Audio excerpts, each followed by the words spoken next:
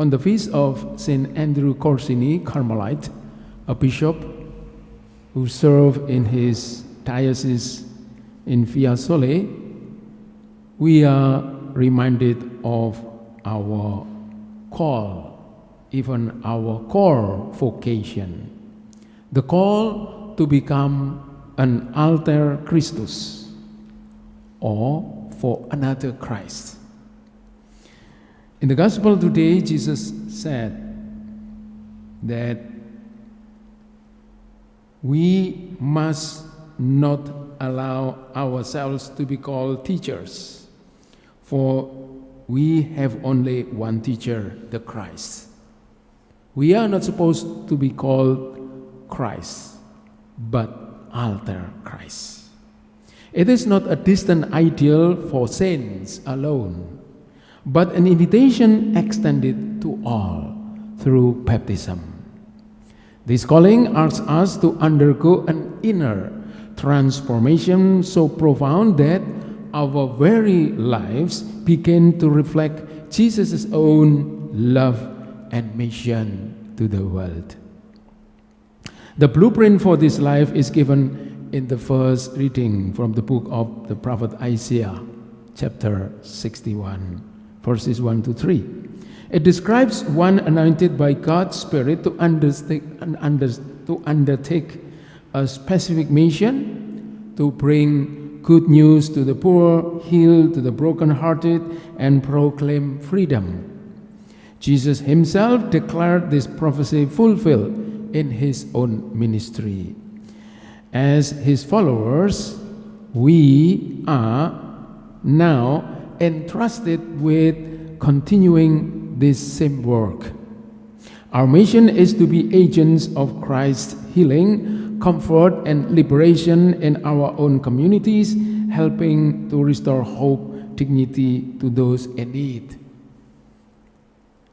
And why the Carmelite order picked the book of the prophet Isaiah, chapter 61, and Matthew Gospel, chapter 23, verses 8 to 12, because these readings reflect the life of St. Andrew Corsini. He gives us a real example how to be alter Christus, to be another Christ in his life, by humbling himself, by being a service, by being a servant, and give service to others. The life of St. Andrew Corsini, who lived in 14th century as a bishop, vividly embodies what Jesus underlines in today's gospel. Born into wealth, his earthly life was self-centered. A deep conversion led him to the Carmelite order, where he embraced prayer and simplicity. When chosen as Bishop of Fiesole, he initially fled, feeling unworthy, a profound act of humility.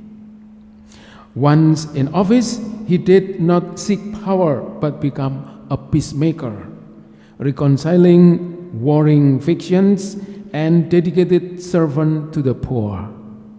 He redirected his noble upbringing towards the works of mercy, showing how God's grace can reshape a person into a true instrument of peace and charity. And why today we celebrate his feast, and why do we read the book of the prophet Isaiah and the Gospel of Matthew? Because we are called to the same vocation. So we can share our lives like what St. Andrew Corsini did. And this is the story about Bishop Andrew Corsini is not just a bishop's story. The Second Vatican Council taught that all the faithful, by virtue of their baptism, share in the priestly, prophetic, and kingly mission of Christ. So we are called to be alter Christus, right where we are.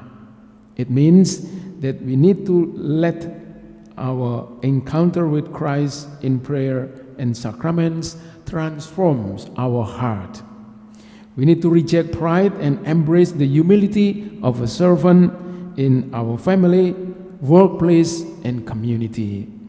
And also, we need to be actively participating in Christ's mission by bringing His compassionate love to the situations of poverty, sorrow, and conflict we encounter.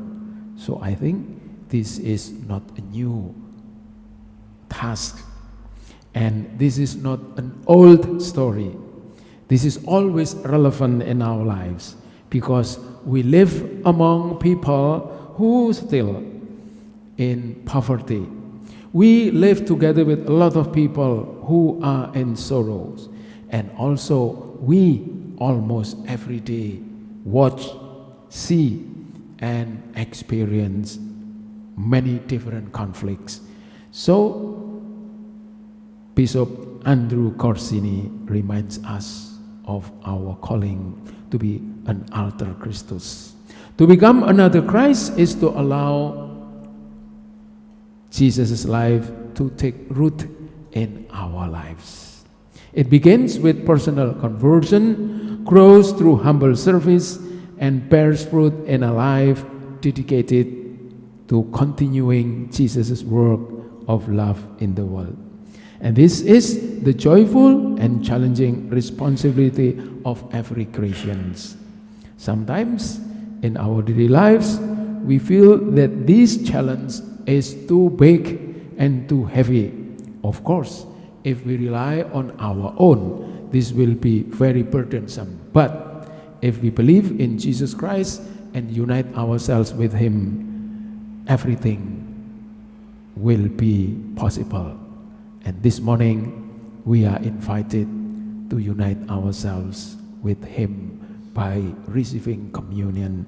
So let us prepare ourselves for this so that Jesus will be our source of love, compassion, and service.